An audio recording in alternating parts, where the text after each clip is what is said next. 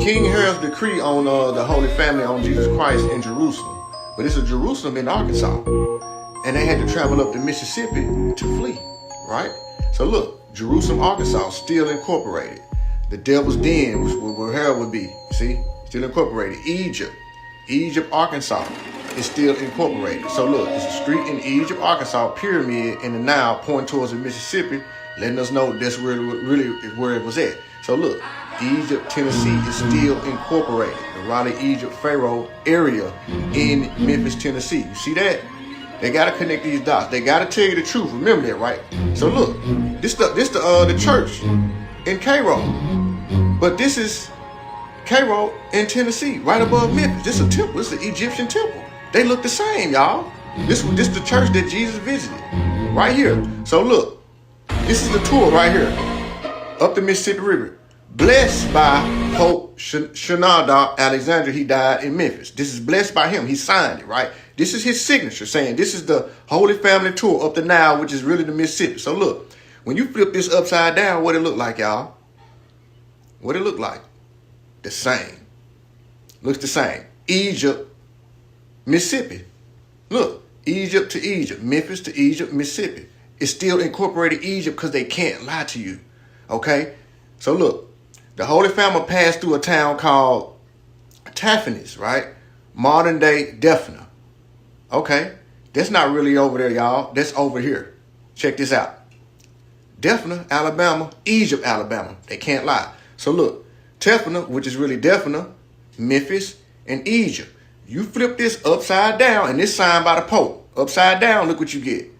Memphis, Daphne, Egypt. Memphis, Daphne, Egypt. Come on, y'all. They can't lie. They have to tell you the truth. They don't do nothing but flip stuff upside down. Look, Daphne is a popular growing city in Alabama, known as the Jubilee City. That's why they took Jubilee out the Bible, so you would not know. So check this out. The modern day Holy Family routes also included Luxor, ancient Thebes. Thebes is Chicago. The Temple of Hathor. Hathor, that's Egyptian. Pharaonic sites. They visit Upper Egypt in the Nile Valley, Pharaonic sites. Okay. Nile River, right? There go Memphis, there go Thebes. I flipped it upside down here, y'all, because that's all they do. That's how they tricked us. Took it overseas and flipped it upside down. Now look at the Mississippi. Memphis, Thebes, Chicago. Look at that. It's identical, y'all.